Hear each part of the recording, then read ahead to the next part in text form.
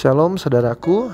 Saudara, apakah kita menyadari bahwa terkadang kita ini bisa menjadi musuh yang terbesar untuk diri kita sendiri?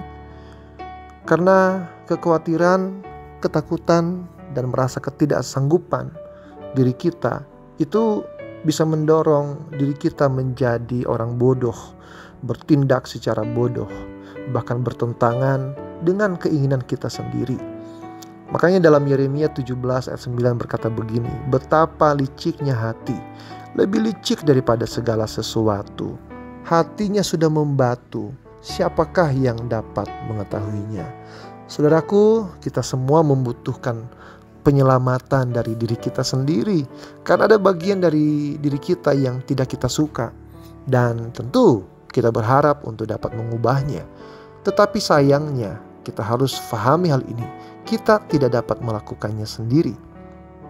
Tetapi kita membutuhkan kekuatan dari luar diri kita. Filipi 4:13 menjelaskan kepada kita, segala perkara dapat kutanggung di dalam Dia yang memberi kekuatan kepadaku. Sudah jelas bukan? Bahwa hanya di dalam Tuhan kita bisa menanggung segala sesuatu. Tetapi mungkin kita berpikir, saya bisa berubah.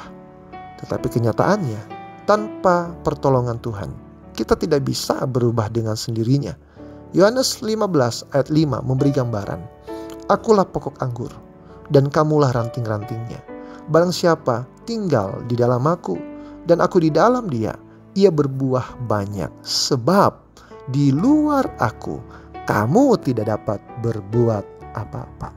Nah saudaraku, mungkin dari awal tahun, kita sudah buat daftar resolusi untuk apa-apa yang harus kita capai secara periodik dalam kurun waktu tertentu. Tetapi kita harus jujur bahwa seringkali daftar itu terabaikan bahkan tidak tercapai. Mengapa? Karena memang kita tidak bisa berubah dengan sendirinya. Kita membutuhkan kuasa Tuhan. Zakharia 4 ayat 6. Bukan dengan keperkasaan dan bukan dengan kekuatan, melainkan dengan Rohku, firman Tuhan semesta alam. Kita butuh seorang penolong, kita butuh juru selamat, yaitu satu pribadi yang dapat melakukan perubahan yang tidak bisa kita lakukan sendiri.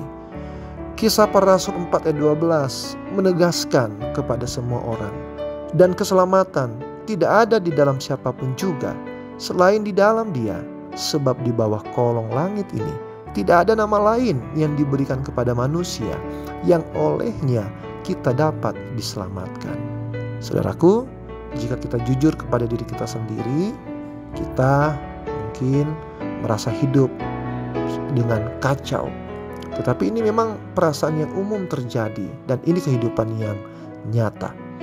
Tetapi Tuhan mau supaya kita beroleh damai sejahtera seperti yang dinyatakan dalam Yohanes 16 ayat 33.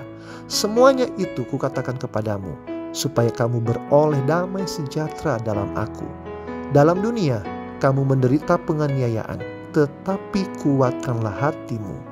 Aku telah mengalahkan dunia. Dan Rasul Paulus sendiri sudah merasakan hal itu sekitar 2000 tahun yang lalu, sehingga ia menuliskan dalam pewahyuan Roh Kudus, aku manusia celaka, siapakah yang akan melepaskan aku dari tubuh maut ini? Syukur kepada Allah oleh Yesus Kristus Tuhan kita. Dan itulah jawabannya saudaraku. Kita mungkin sedang mencari sesuatu yang bisa memberi kita kepuasan, memberikan makna hidup dan kedamaian di dalam hidup ini. Tetapi jika kita tidak mencari keselamatan di dalam Yesus, kita mencari di tempat yang salah. Dan itu yang membuat kita menjadi stres dan frustrasi. Banyak dari kita berpikir bahwa jika kita menikah, mendapatkan pekerjaan yang baik, atau mencapai kesuksesan tertentu, maka semuanya akan menjadi lebih baik.